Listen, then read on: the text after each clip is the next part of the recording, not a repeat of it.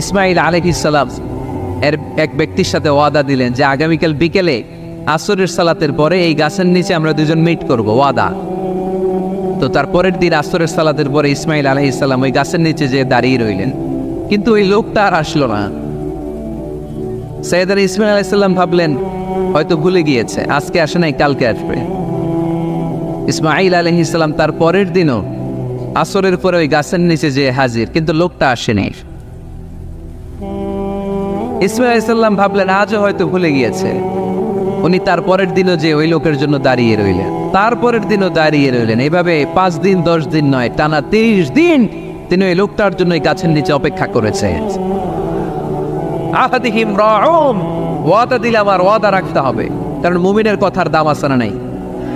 এজন্য মুমিনের 5 নাম্বার গুণ আমানতদার হবে, 6 নাম্বার গুণ ওয়াদা দিলে ওয়াদা রাখবে, সর্বশেষ গুণ হলো ওয়াল্লাযীনা হুম আলা সালাওয়াতিহিম ইউহাফিযুন। মুমিন বান্দা কখনো নামাজ নষ্ট করে না, ঠিক কি না? ওয়াল্লাযীনা হুম আলা সালাওয়াতিহিম ইউহাফিযুন, সালাতকে তারা হেফাজত করে। দেখেন আল্লাহর বর্ণনা ভঙ্গি কত সুন্দর। শুরু করছিল কি দিয়ে? সালাত দিয়ে। আবার শেষ করতেছে, শুরুতে বলছে সালাতে খুশু খুদু, আল্লাহর দিকে মনোযোগ থাকে। শেষে বলতেছে সালাত কামাই দিবে না। ওয়াল্লাযীনা হুম আলা সালাওয়াতিহিম ইউহাফিযুন, মুমিনরা সালাত হেফাজত করে। তারা সব কামাই দিতে পারে, কিন্তু সালাত কামাই দিতে পারে, কারণ গোটা দুনিয়াটারে আমাদের জন্য সেজদার জায়গা বানিয়েছে কে? কিয়ামতের দিন আউয়ালু মা ইউহাসাবু বিহিল আবদু ইয়াউমাল কিয়ামাতি আস-সালাত। কিয়ামতের দিন সর্বপ্রথম যেই জিনিসটার হিসেব আল্লাহ চাইবেন সেটা হলো সালাত। সেটা কি? কুরবানির গোশতের সাথে যেটা খায়, তাই না? নামাজ, এটার হিসেব আগে। ফাইন সালুহাত সালুহা সাইরু আমালি। সালাতের হিসাব যদি সহজ হয়, পুরো আমলনামাটারে সহজ করে দিবে কে?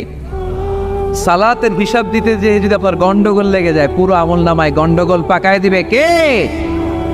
এজন্য মুমিন সব নষ্ট করতে পারে, সালাত নষ্ট করতে পারে। যে কোনো জায়গায় সালাতের সুযোগ আছে না নাই? মসজিদে পড়লে কবুল করে কে? রাস্তায় পড়লে কবুল করে কে?